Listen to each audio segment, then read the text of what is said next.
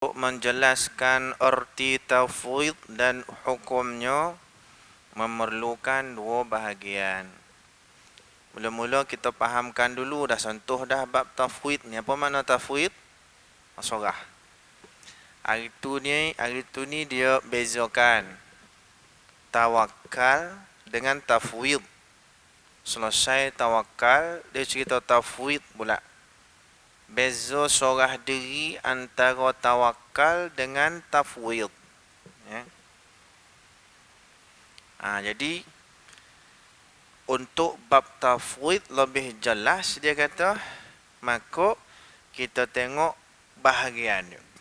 Perlu dibahagikan dengan dua bahagian. Sorah diri tafwid tu macam mana? Wa ufawwidu amri ila Allah. Aku sorahkan diriku, urusanku kepada Allah Ta'ala. Yang tu apa beza dia? Fa idza azamta fatawakkal 'ala Allah. Apabila kamu dah sungguh-sungguh dah buat kan usaha, kemudian sorah pada Allah Taala bagaimana natijah dia. Fa idza azamta, dah azam kuat tinggi dah, fatawakkal 'ala Allah. Sorah pada Allah. Macam mana pula dengan wa ufawwidu amri ila Allah. Aku menyerahkan segala urusanku kepada Allah Ta'ala. Selesai dah kita buat tawakal hari tu ni. Tak apa dah tu. Cuma sekarang ni masuk bab tafwid. Bahagian pertama kata dia. Tempat menyerahkan segala sesuatu kepada Allah Ta'ala beserta hukumnya. Adapun tempat berserah diri kepada Allah ada 3 bahagian. Tempat tu kayak mana? Kayak kita lah. Urusan kita tu tempat dia. Urusan kita tu bab macam mana yang dikatakan tafwid ke Allah Ta'ala. Serah pada Allah Ta'ala tu 3. Pertama dia kata suatu keinginan. Kita nak buat tu pada kita tu, tempat pada ingin kita tu. Kata dia 3 bahagian ni, nombor 1 ni. Kan? Nombor 2 bulan depan kita jumpa. Nombor 1. Itu satu keinginan. Jika diketahui perkara itu tidak baik dan jahat, jelas. Maknanya benda ni jelas dah. Sama ada jelas tu dengan akal ataupun jelas tu dengan nakal. Akli ataupun nakli. Jelas itu sama ada daripada akal kita tak perlu dalil, ataupun perkara itu tak elok dengan dalil. Tak perlu dalil sebab akal manusia, kafir mukmin pun tahu buruk. Minum arak, kafir pun tahu buruk. Apalagi mukmin, tak perlu dalil lah.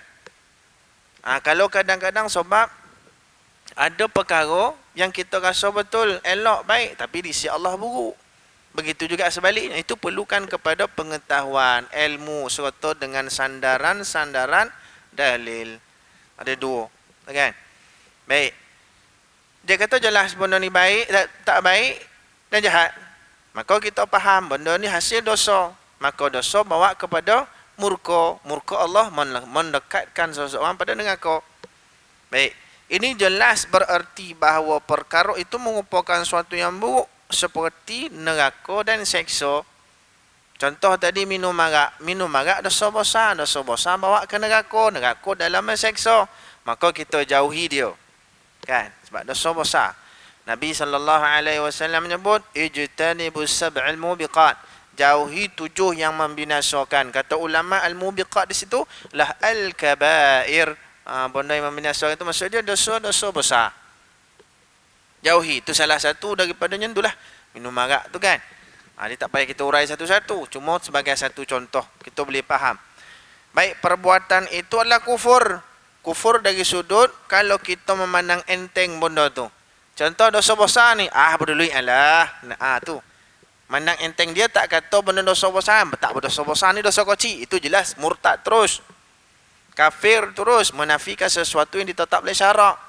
Dosa ni, tak dosa kata dia. Halal ni, haram kata dia. Haram ni, halal kata dia. Tu jelas. Kafir. Kan?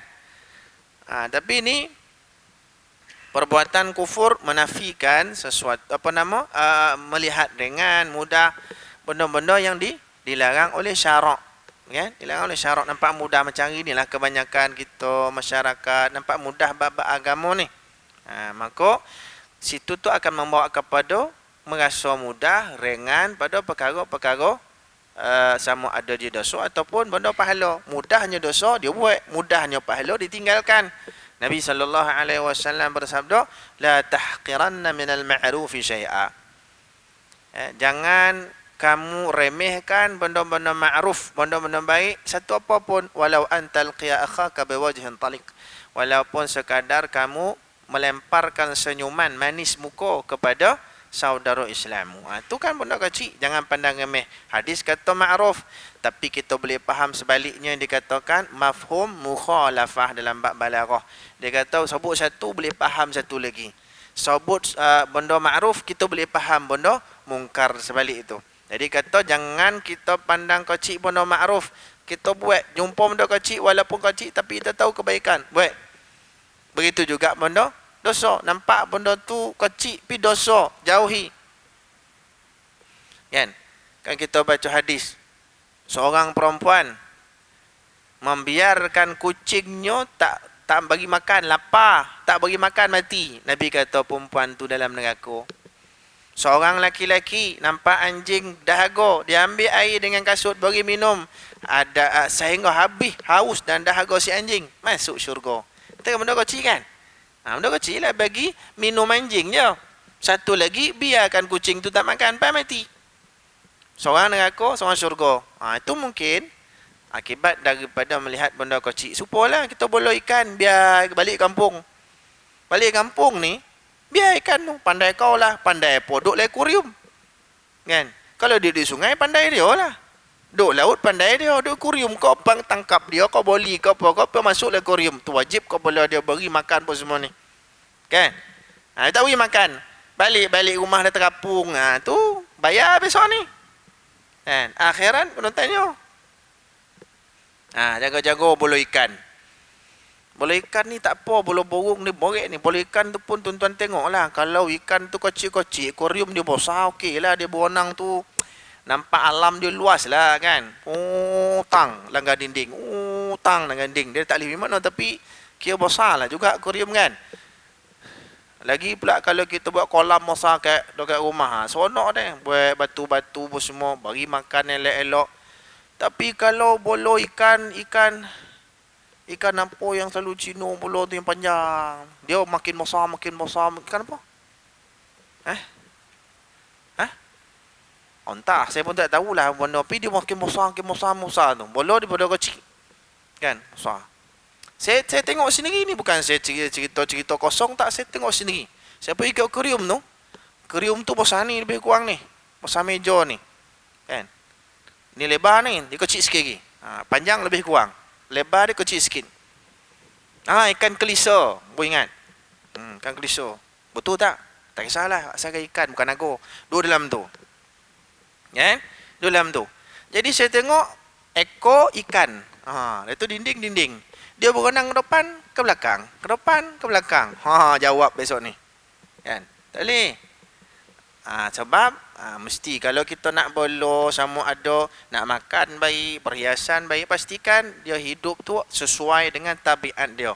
Tabiat dia apa? Berenang. Biarlah dia ada berenang, sifat berenang tu ada. Biar duduk macam tu. Lama mati dah. Supaya macam burung, bolo burung. Burung sifat dia terbang. Pastikan kalau kita bolo burung, dia boleh terbang. Tak boleh terbang, dosa kita. Jadi nak bolo burung, sangka dia besar mana? Besar surau ni. Sonang terbang.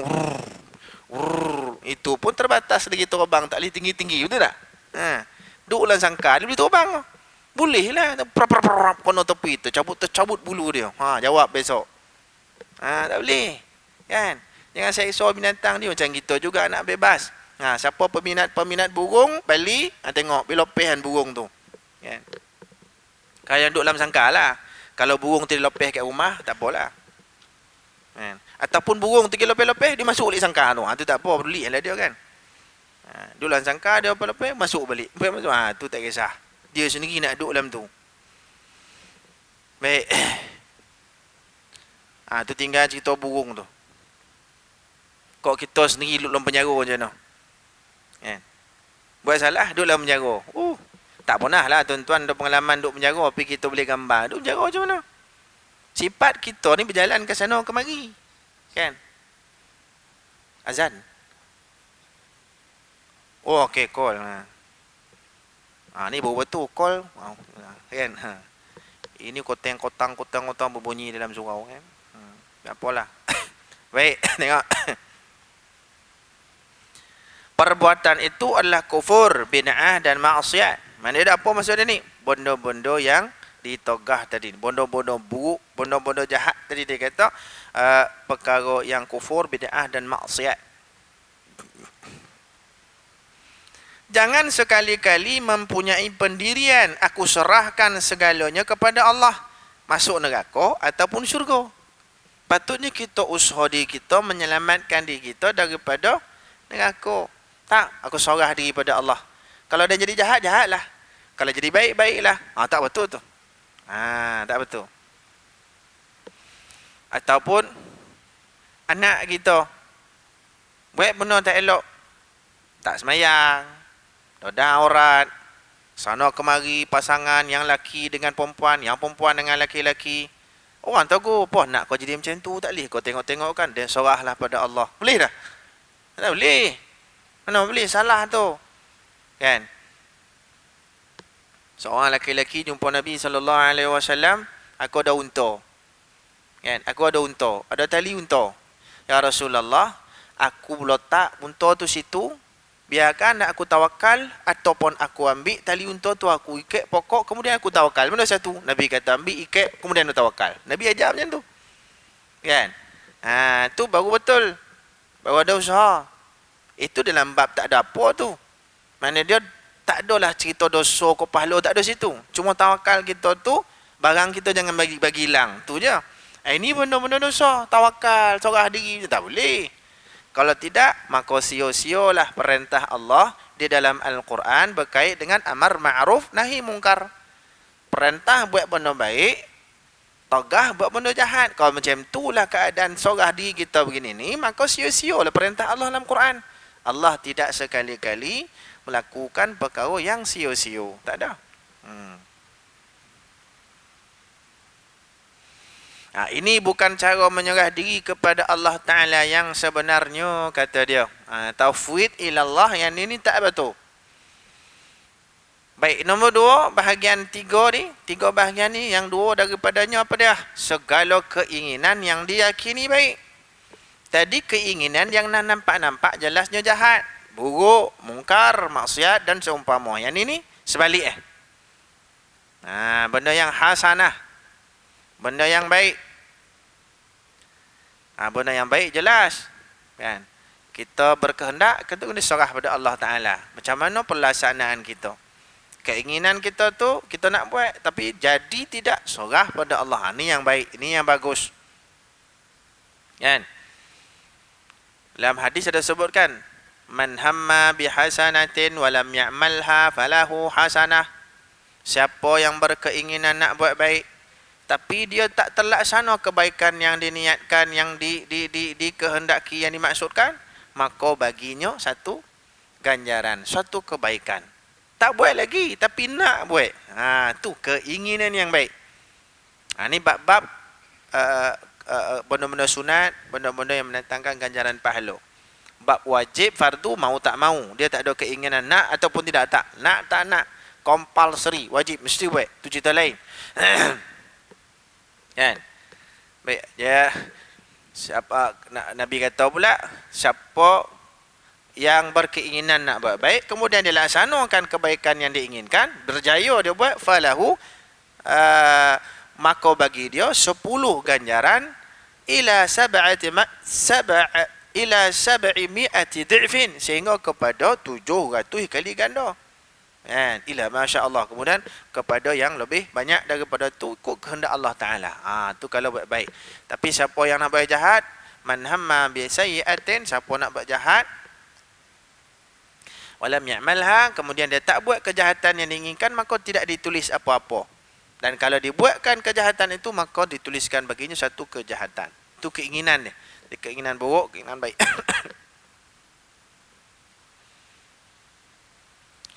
Segala keinginan diyakini baik.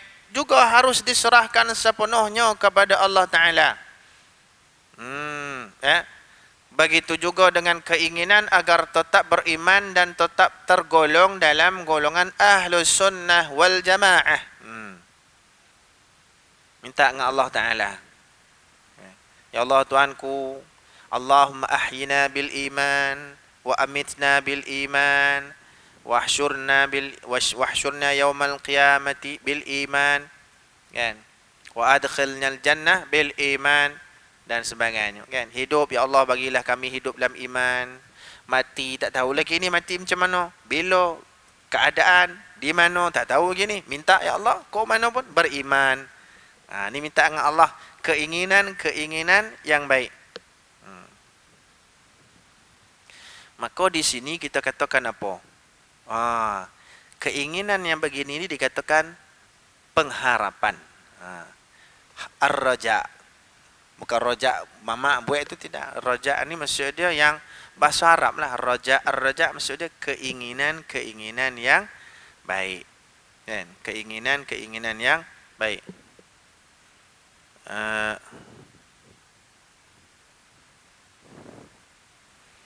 Yang disebut oleh salah seorang ulama bernama Al-Imam Ibn Khubayq rahimahullahu ta'ala, kata apa masuk ar-raja, keinginan ni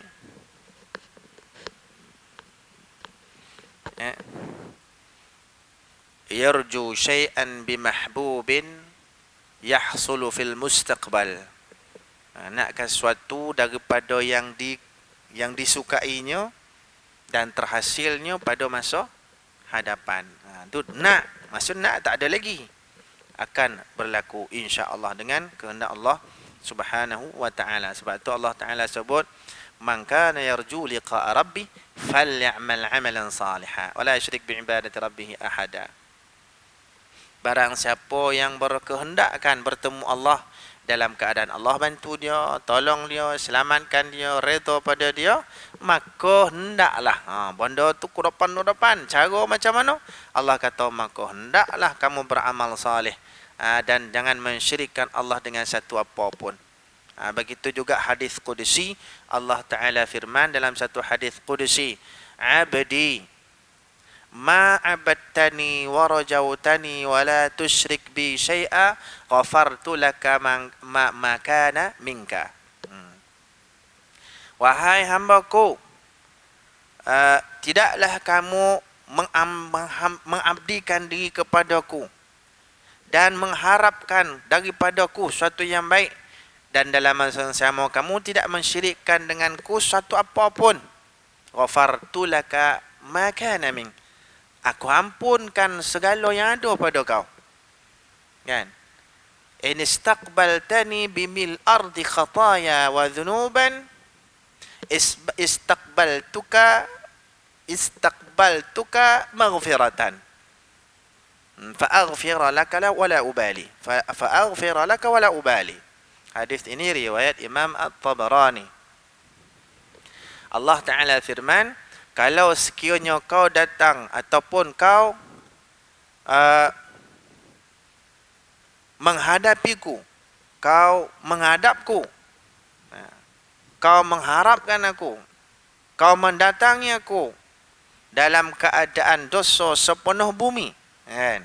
Law istaqbaltani bimil'il ardi khataya wa dhunuban, kau datang kepada aku dosa kau sepenuh bumi, istaqbaltuka bimithliha maghfiratan, maka aku menghadap kamu dengan penuh pengampunan seumpamanya. Maksud dia, seumpama dosa sepenuh bumi itu, aku beri pengampunan kepada kamu sesuai dengan banyaknya dosa kamu. Fa'aghfira laka wala ubali, aku nak ampunkan kau dan aku tidak peduli. Tu firman Allah Ta'ala. Daripada mana tu? Daripada keinginan, pengharapan seseorang kepada Allah Ta'ala. Salah seorang ulama, kalau tidak silap saya, Dhunnun al-Misri rahimahullahu ta'ala, disebut di dalam kitab Ar-Risalah, dalam keadaan sakit menghadapi sakaratul maut, sahabat-sahabat dia daripada kalangan ulama datang menziarahi dia. Datang yang mendoakan, yang bacaan. Dia kata pola tasghilu ni. Tolong jangan ganggu aku, tolong jangan sibukkan aku kerana aku sedang seronok datangkan pengharapan pada Allah Taala. Masa tu ar-raja dia pada Allah Taala datang. Aku nak harapkan pengampunan Allah, aku nak harap doa. Aku sedang sibuk yang tu. Kan? Itu kata al-Imam Dhunnun al-Misri rahimahullahu taala, dia menyatakan benda tu pada pagi, kemudian sahabat-sahabatnya menutupkan matanya pada waktu petang. Maksud dia meninggal dunia pada waktu petang. Sama macam seorang ulama tabi'in bernama Ar-Rabi' rahimahullahu taala. Ar-Rabi' bin Hirash. Jadi dua beradik tu kan, dia empat beradik semua yang terkenal dua lah. Ar-Rabi' bin Hirash dengan Rib'i bin Hirash. Ar-Rabi' ni tak pernah senyum sepanjang hidup. Tak pernah senyum. Kan? Orang tanya pasal apa? Pasal guru dan pernah memberitahu, menasihat, mewasiatkan. La tadhak hatta ta'rif masirak. Jangan kamu ketawa sekali-kali sehingga kamu mengetahui mana tempat jalan kamu di mudah Allah Ta'ala neraka ke syurga. Oh, lepas pada tu tak pernah ketawa. Berpuluh tahun tak pernah senyum. Bila hari dia meninggal, orang singkap kain kapan dia dalam keadaan muka dia senyum. Senyum sungguh macam orang hidup. Dan bukan setakat itu, dia mula bercakap Assalamualaikum. Cakap mati dah. Oh, kok kita tak cukup tanah ni. Kau tanam masuk kubur sendiri. Kan? Orang kita biar dah. Bercakap ni. Assalamualaikum. Ni yang tukang-tukang mandi ni tanya. Assalam ba'dal maut. Assalamualaikum lepas mati. Ya. Dia mati. Kan? Aku nak bagi tahu sesungguhnya Allah telah menerima aku. Allah telah pun mengampunkan aku. Dan aku dalam keadaan seronok, keseronokan yang Allah kurniakan kepada aku. Dan aku nak bagi tahu, ni mati ni bercakap ni, geng-geng mandi ni semua dongan ni. Aku nak bagi tahu Rasulullah sallallahu alaihi wasallam bersabda, yatakallamu rajulun min ummati ba'dal maut. Akan ada satu orang laki-laki nanti daripada kalangan umatku yang akan berkata-kata selepas mati. Betul mati tu maksud dialah orang yang dipilih, yang disebut oleh Rasulullah sallallahu alaihi wasallam. Tu dia. Siapa ni? Tak ketawa sepanjang hidup, mengharapkan pengampunan Allah Ta'ala. Ar-raja, mengharap pengampunan Allah Ta'ala, dan dia dapat sungguh. Bercakap-cakap sampai mati. Ini cerita masyhur, bukan cerita dongeng. Ulama-ulama hadis buat keluar cerita ni yang ditulis dalam kitab-kitab dia. Di antara yang menceritakan benda ni adalah Al-Imam An-Nawawi rahimahullahu ta'ala di dalam kitab Bustanul Arifin. Kitab, kan? Ini seorang ulama besar. Hasil daripada mengharapkan pengampunan Allah, dan pengharapan itu bukan dusta, pengharapan yang sungguh-sungguh, yang benar. Bukti tak pernah ketawa sepanjang hidup. Puluhan tahun tak senyum, tak ketawa, takut. Kan? Takut. Dan dalam bab ni Nabi sallallahu alaihi wasallam pernah menyebut, beliau melalui satu kelompok para sahabat yang bersembang-sembang dalam keadaan golak ketawa. Nabi sallallahu alaihi wasallam kata, kan, atadhakun, apakah kamu semua sedang ketawa? Lau kuntum ta'lamuna ma a'lam la dhahiktum qalilan wa la bakaitum katsira. Kalaulah kamu mengetahui seperti mana aku tahu, nescaya kamu akan ketawa sedikit dan menangisnya banyak. Jadi Nabi pun tinggalkan dia orang. Diam. Kemudian turun wahyu Allah Ta'ala, kan? Nabbi' ibadi anni anal ghafurur rahim. Khabarkan kepada mereka hamba-hambaku, sesungguhnya aku ampunkan mereka, Kan? Sebab selepas Nabi bagi tahu tu, sahabat nangis-nangis semua.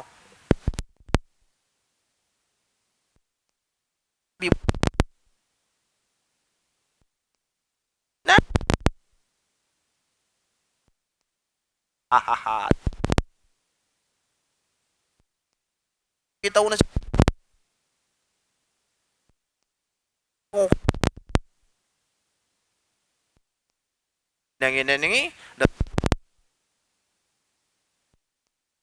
tu Jibril khabar rahim. Sahabat mengambil pengampun. Jadi ni tak ada.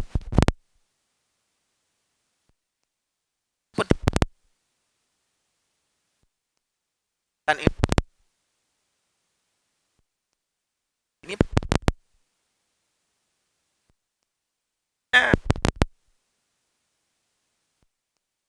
ini dah alim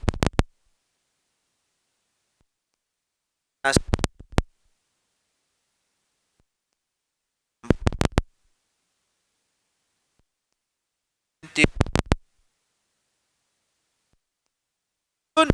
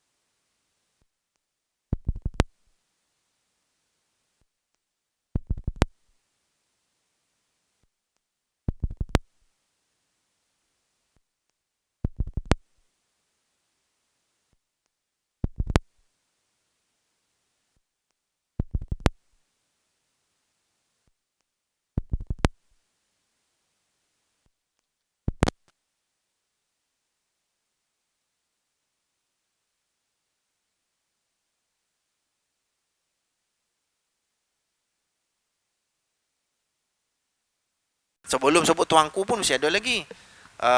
Ampun tuanku, beribu-ribu ampun, sembah pati, harap diampun. Baru sebut tuanku, saya ni. Tu cara kita. Kan? Kalau dulu Tunku Mizan masa Terengganu lah, contoh yang tu saya ingat kan. Tahu-tahu pergi, Zan, jom. Zan macam tu yang. Oi, itu aku menghadap Allah Ta'ala pun tak tanggal alih kaki. Dia menghadap kau nak tanggal, tak maaf. Tak boleh jawab. Benar betul. Tadi ni kau masuk, tahu duduk sebelah aku ya. Tak, kau nak berdiri dulu. Dan kata duduk, barulah duduk. Kau tahu duduk sebelah aku. Syam lagi. Tak ada Amirul Mukminin, Syam ya. Kan? Sayyidina Ali karramallahu wajhah wa radhiyallahu ta'ala anhu ardah pernah menyebut, Kalau nak melihat ciri-ciri ahli neraka, tengoklah orang yang duduk dalam keadaan kelilingnya menghormatinya dalam keadaan berdiri. Menghormati dan memuliakannya dalam keadaan berdiri. Nak tahu ciri ahli neraka, tengok tu. Maksud dia yang menghormati dengan kemuliaan keduniaan dia. Akhirat cerita lain lah. Dengan hebat pangkat dengan hebat harta dan sebagainya, orang berkeliling berdiri. Nak dia kata macam tu. Terkejut lagi. Dan aku tak nak kau ada ciri tu. Sebab tu aku terus duduk. Terdiam lagi. Dah tadi ni kau sebut Syam-Syam ya. Bukan kau dan Khalifah. Khalifah, dia menguasai apa saja negara Islam, siapa-siapa saja nama Islam, semua bawah dia. Makna kuasa dia besar. Kita kalau kata raja sultan Terengganu, Sangkodah, kalau ni 9 yang tuan besar, tu setakat jajahan kekuasaan dia dalam negeri aja. Letaklah yang di Pertuan Agong setakat Malaysia saja. Yang ni apa saja negara Islam tu bawah dia. Kan? Besarlah kekuasaan dia. Kau panggil Syam-Syam aja. Dia pun sebut Syam. Allah menyebut kekasih-kekasihnya di dalam Al-Quran semua dengan nama, dia kata. Kan? Semua dengan nama. Ya Musa, Ya Isa, Ya Ibrahim, Ya Yunus dan sebagainya. Tapi Nabi bila sebut orang jahat yang dia benci, dia sebut gelaran. Abu Lahab, Fir'aun. Fir'aun kan nama sebenar. Kau ni ingat, batu dia tak nak panggil gola kau, dia panggil nama kau. Dia jawab. Cerdik lah kan. Sebab dia tak nak kau jenis-jenis itu. Jadi kita kalau nak ada gelaran tu tak salah. Jangan dia kata salah kan. Jangan kata salah. Tak salah, cuma yang salah kalau gelaran-gelaran, pangkat-pangkat, kemuliaan kurniaan manusia bagi pada kita, jadikan kita sombong. Tu yang salah. Itu je.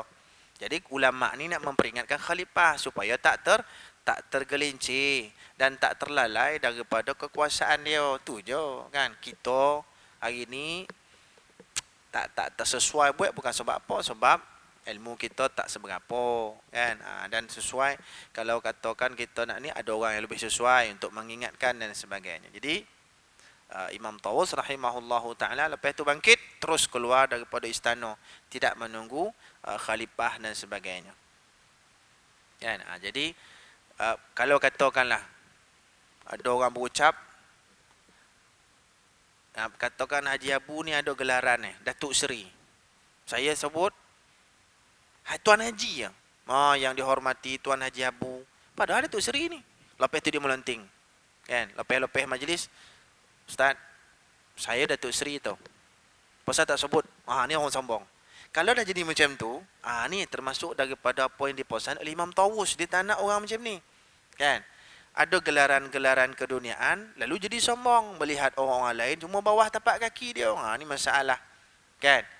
Ataupun tersilap lah, Datuk Seri sebut Datuk je, Seri tak sebut, pun ngamuk je. Tu pun tak boleh. Apalah salah kalau orang tak salah, maafkan. Hatta sebahagiannya kita tak nafi. Ada juga orang yang ada gelaran-gelaran Datuk Seri tapi tawaduk. Ada tak? Kalau orang address nama dia dengan gelaran Datuk Seri, dia pun rasa malu. Kau boleh jangan sebut. Ni bagus. Kau boleh jangan sebut-sebut yang tu. Yalah, aku ni Datuk Seri, tapi majlis-majlis macamnya, ceramah, masjid, surau, ini janganlah sebut-sebut. Ada yang bagus macam tu. Yang tu yang sepatutnya. Jadi kita jadi sombong lah. Itu yang jadi penyebab kepada kesombongan kita yang dibenci di Allah Ta'ala. Baik, selesai. Nombor 3. Tadi nombor 1, suatu perkara yang dah pasti buruk dan jahat. Keinginan kita pada dia, itu nak serah pada Allah buat apa benda jelas. Nombor 2, benda baik. Ni kena pada tempat keinginan kita nak buat satu kebaikan, kita serah pada Allah. Bagaimana kita nak laksanakan, keadaan bagaimana kita nak laksanakan, menatijahkan bagaimana, serah pada Allah Ta'ala. Itu sesuai. Baik. Nombor 3,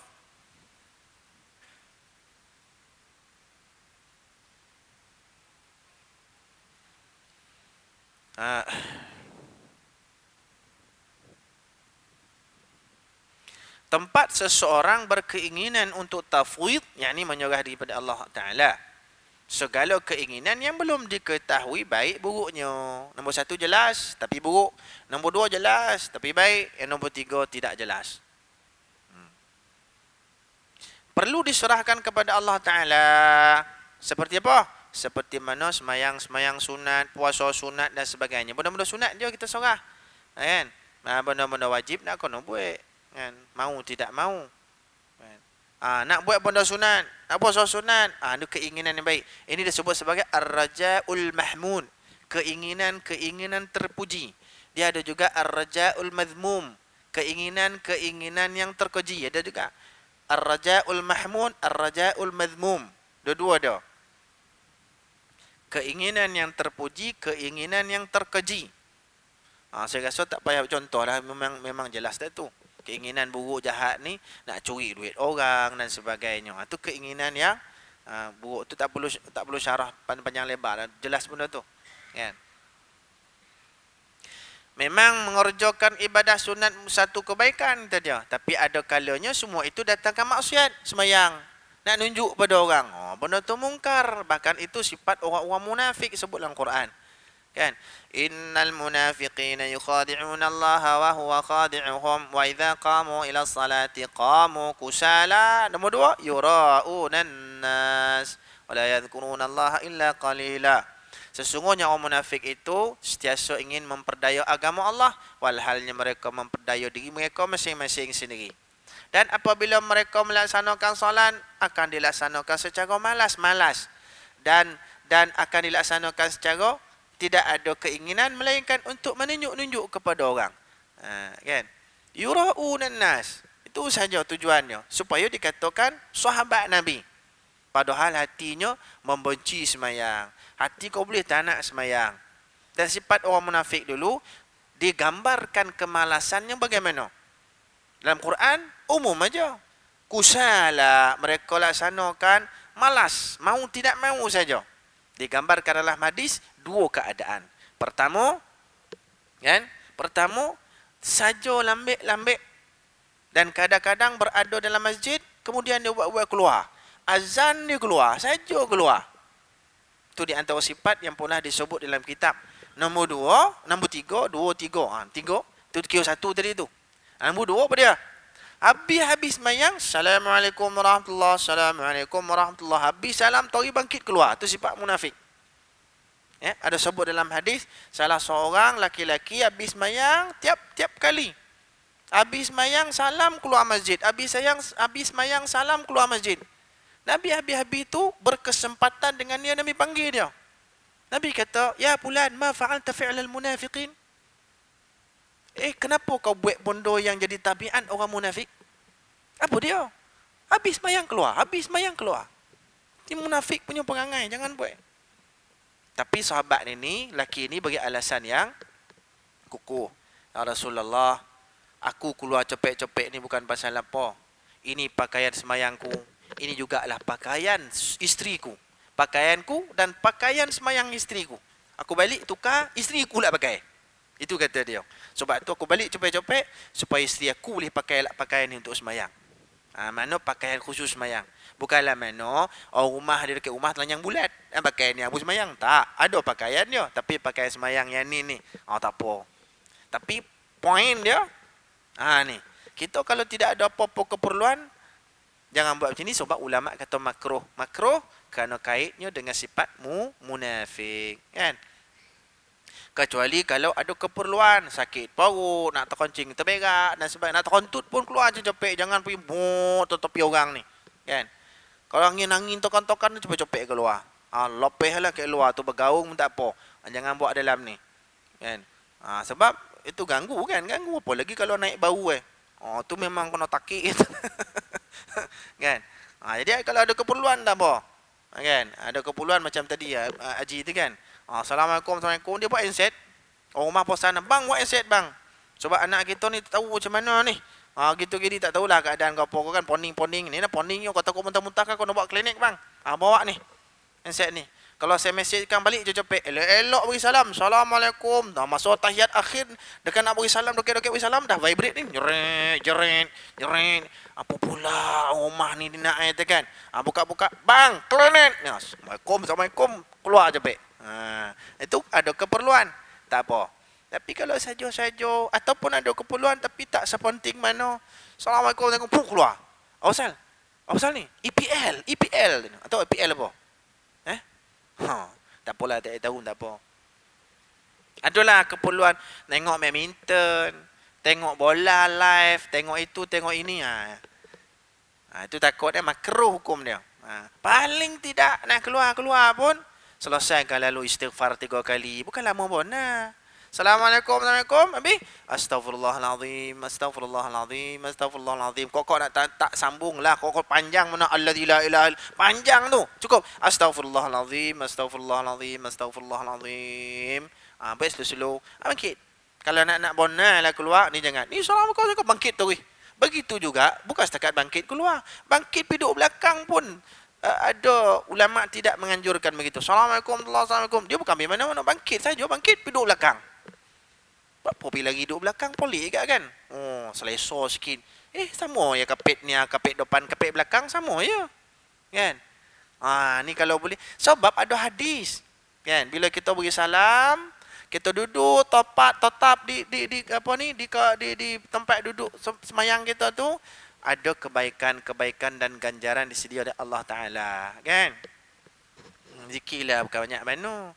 Bukanlah mana. Tak sampai 5 minit lah saya rasa. Tak sampai 5 minit tu lama tu. Kan masuk dengan tasbih, tahmid, takbir semua tu. Siap 33 dengan doa semua sekali. 5 minit pun tak sampai rasa-rasanya. Kan? Apalagi lepas isyak, lepas maghrib tu agak panjang. Panjang-panjang pun tak sampai lah. 5 minit dia lebih kurang tu lah. Kan? Kau tengok cerita Hindustan, ya Allah. Dah lah lama 2 jam. Hindustan kan lama-lama. Siap menangis-nangis ni. Habis air mata tengok siapa ni. Tak ada masalah duduk berjam-jam depan TV. Jangan lepas semayang berjam-jam. Kena hamuk lah imam tu. Semayang tarawih. Imam baca surah panjang-panjang. Kena lagi imam tu. Sekali ada haji panggil. Lama-lama tak usah. Lama-lama payah nanti dia baca panjang-panjang pun lah. Padahal bacaan dia elok. Sedap dong lah. Pergi panjang-panjang tu salah. Kita sini kuliah Allah okey lah. Okey. Selesai. Jauh kita pergi tu. Bukan apa tengok tuan-tuan makin lolak dia buat cerita lah. Baik. Tak apa sikit lagi, tak lama. Mana jam lah tu. Saya 2 jam, tapi saya memang biasakan diri tak tengok jam. Tengok jam tu. Keluar tengok.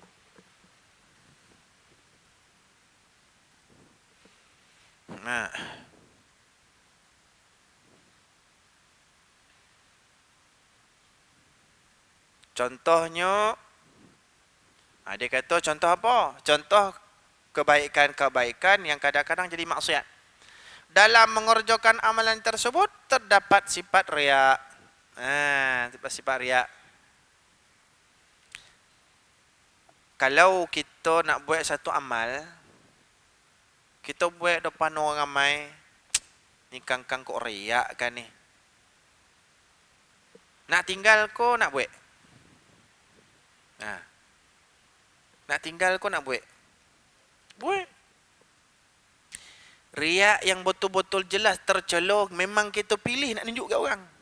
Awal-awal lagi. Ramai orang ni. Ni point dia ni. Kau besok ni boleh masuk calon mah menang dia ni. Allahu Akbar. Memang start tu nak bagi orang tengok dah. Ini yang betul-betul sifat munafik ni. Tapi kok kita memang nak buat kebaikan, kita tahu ni kebaikan, ini sunat, tapi hati ni bergoncang. Wah ramai ni kan, kau buat ni kan kau takut riak tengah-tengah ni. Macam mana nak buat, tak buat nak? Buat. Allahu Akbar. Peduli kan? Kau datang kemudian kau takat-takat yang semayang dalam masjid ni dan gasodin yang betul-betul macam ikut Nabi ni tu kan. Tangan ni siap naik bahu. Contohlah kan. Kan? Nak kata khusyuk semayang kat rumah macam tu ya, kojap garu ni. Tapi dekat masjid kan macam ni betul, tak bergerak. dengan mata, dengan apa semua menunjukkan khusyuk lah kan. Nak nunjuk lah, tu bahaya. Tapi kalau katakan benda tu baik, kita nak buat, takut ada riak, tu buat. Buat aja. Riak di situ tu timbul istighfar. Insya-Allah Allah Maha Pengampun. Betul lah riak tu tak bagus. Dosa. Sehingga Nabi SAW menyebut, inna akhwafa ma akhafu ala ummati asyirkul asghar. Qila ma asyirkul asghar ya Rasulullah? Qala sallallahu alaihi wasallam ar-riya. Nabi kata, perkara yang paling aku takuti berlaku pada umat aku adalah syirik kecil. Sahabat tanya, syirik kecil itu apa dia ya Rasulullah? Nabi kata riak. Mana bahaya? Riak ni menghapus kebaikan-kebaikan kita. Tapi kalau memang kita bukan tu riak, tapi kita nak buat benda baik, tengah-tengah tu ada istighfar. Timbul istighfar. Imam Ghazali rahimahullahu ta'ala kata dua. Satu, ganjaran daripada ibadah dia. Nombor dua, ganjaran daripada mujahadah dia. Lawan dengan riak tadi ni. Dua. Kan? Jadi, saya jumpa ada kata-kata yang mengatakan ini kata-kata Imam Malik rahimahullahu ta'ala. Dan ada yang mengatakan ini kata-kata daripada Al-Imam Fudail bin Iyad rahimahullahu ta'ala. Saya tak tahu mana satu. Tapi, kata dia apa? Al-amal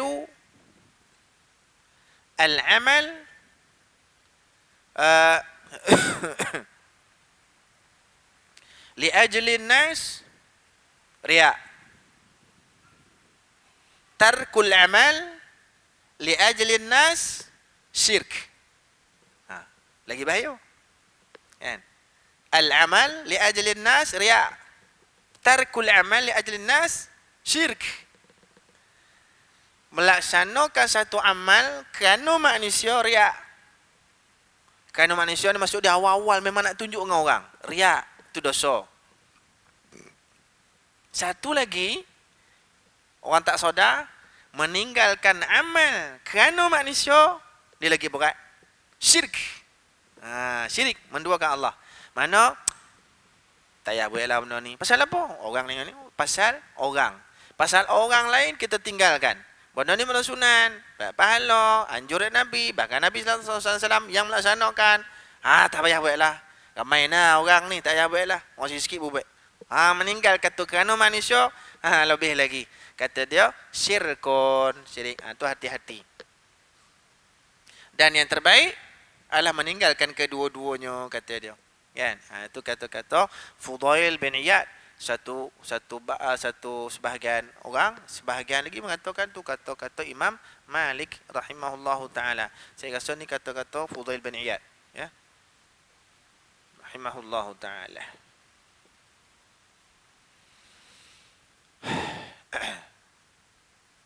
Dalam perkara ini, kita mesti berserah kepada Allah Azza wa Jalla.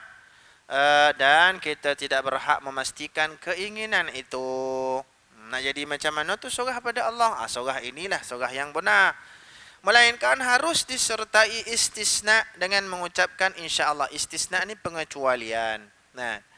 Kita buat ni insya-Allah, baik insya-Allah, baik insya-Allah ni satu perkara yang berkait dengan benda kehadapan yang kita tak tahu bagaimana keadaan dia. Itu insya-Allah.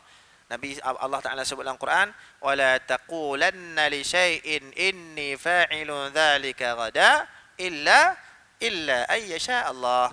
Surah apa tu? Surah Kahfi. Kan? وَلَا تَقُولَنَّ لِشَيْءٍ إِنِّي فَاعِلٌ ذَلِكَ غَدًا. Jangan kamu katakan sesuatu yang kamu akan perlakukan pada esok hari dengan kamu katakan apa? Aku nak buat besok. Pasti esok ada. Pasti begini begitu. Pasti esok tu ada. Jangan kata pasti. Illa ayyasha Allah. Melainkan sebutlah insya-Allah. Benda-benda ke depan ni semua adakan istisna. Istisna ni pengecualian. Kita usaha-usaha dah. Nampak gaya bukan kata 100, 200% dah. Dalam genggaman dah dapat projek. Kita pun siap-siap. Rupa-rupa ya. Besok ada. Kena ke insya-Allah. Benda-benda ke depan semua dengan insya-Allah. Allah ajar benda tu. Benda-benda ke depan sebutlah insya-Allah. Sebutlah benda tu serah pada Allah Ta'ala. Sebab benda ke depan di antara benda yang kita kategorikan sebagai benda ghaib, benda yang kita tak tahu. Kan? La ya'lamuha illa hu. Walaupun benda tu benda kait dengan benda kiamat dan sebagainya, tapi benda tu juga termasuk benda di hadapan, mustaqbal. Benda ke depan, tak tahu. Sebut insya-Allah. Allah ajar begitu. Jangan sebut bila ni? Esok. Nak jumpa bila ni? Esok. Mesyuarat bila? Besok. InsyaAllah lah. Sebut insyaAllah. Allah ajar macam tu. Tapi kadang-kadang insyaAllah tak kena tompek kat kita. Kan? Dah makan dah? InsyaAllah dah makan. Lah. Alhamdulillah lah. Kan? InsyaAllah. Dah selesai. Alhamdulillah. InsyaAllah ni benda depan. Kan? Anak kau sihat, Man? InsyaAllah lah sihat. Dah sihat, dah keluar hospital, insya-Allah apa, alhamdulillah. Kadang tak kono kita kan. Anak kau dah sihat, masya-Allah, dah sihat. Lagi parah, masya-Allah. Oh, insya-Allah, masya-Allah, kan.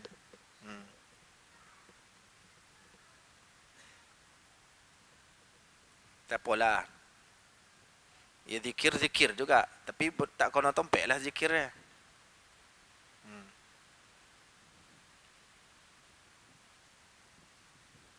Dengan mengucapkan insya-Allah, ini berarti kita menyerahkan segalanya kepada kehendak Allah Ta'ala.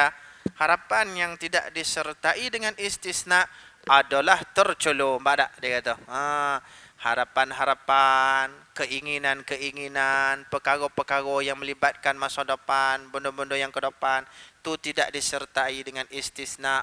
Kata dia terculur. Tak elok. Mazmum.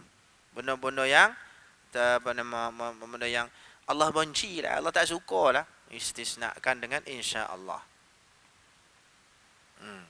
Dengan demikian, tempat tafwid, tempat kita serah diri itu adalah keinginan-keinginan yang mengandungi bahaya, iaitu ragu-ragu akan adanya maslahah di dalam keinginan itu. Mana benda-benda yang tak tahu jadi macam mana, mesti ada kebarangkalian. Barangkali ia baik, barangkali ia buruk.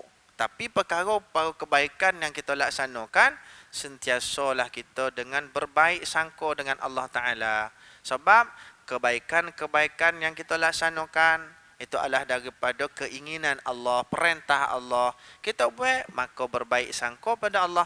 Allah akan balasi dengan kebaikan atas kebaikan yang kita laksanakan. Al-Imam Syafi'i rahimahullahu ta'ala, dalam keadaan dia menghadapi sakaratul maut, dia beritahu anak murid dia yang berada di sisi dia. Dia kata apa? Aku mengharap-harapkan ketika ini ilmuku, tahajudku, sedekahku, begitu begini dengan kebaikannya, semuanya tidak datang meringankan sakaratul mautku. Tapi akhirnya yang meringankan aku satu. Apa nama? Baik sangkanya aku pada Allah Ta'ala. Kan? Husnudzan billahi ta'ala. Baik sangka aku pada Allah Ta'ala. Baik sangka pada dia, kebaikan, Allah balas kebaikan. Kan? Baik, bahagian kedua. Bahagian pertama, menyerahkan segala sesuatu pada Allah serta hukumnya. Bahagian kedua, berserah diri pada Allah. Orang nak bagi takrif dan bagi kepada lawan dia. Wallahu alam. Ni kita sambunglah. Sambung minggu sekali lagi. Jangan baca banyak-banyak. Baca banyak-banyak tak faham. Baca sikit-sikit dah.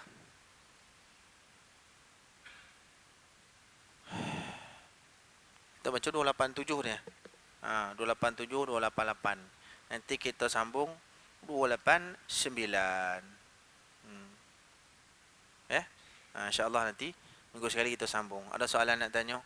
Alhamdulillah tak ada. Jadi kita sambung. Yang baik daripada Allah, tak baik Islam. Sallallahu alaihi sayyidina maulana Muhammad wa ala ali sayyidina maulana Muhammad. Subhanakallahumma bihamdika asyhadu an la ilaha illa anta astaghfiruka wa atubu ilaik. Allahumma arina al-haqqa haqqan warzuqna ittiba'ah wa arina al-batila batila warzuqna ijtinabah. Allahumma faqihna fid din wa 'allimna at-ta'wil. اللهم ربنا زدنا علما وارزقنا فهما اللهم اجعل جمعنا هذا جمعا مرحوما وتفرقنا من بعده تفرقا معصوما ربنا آتنا في الدنيا حسنة وفي الآخرة حسنة وقنا عذاب النار وصلى الله على سيدنا مولانا محمد وعلى آله وصحبه وبارك وسلم الحمد لله رب العالمين السلام عليكم ورحمة الله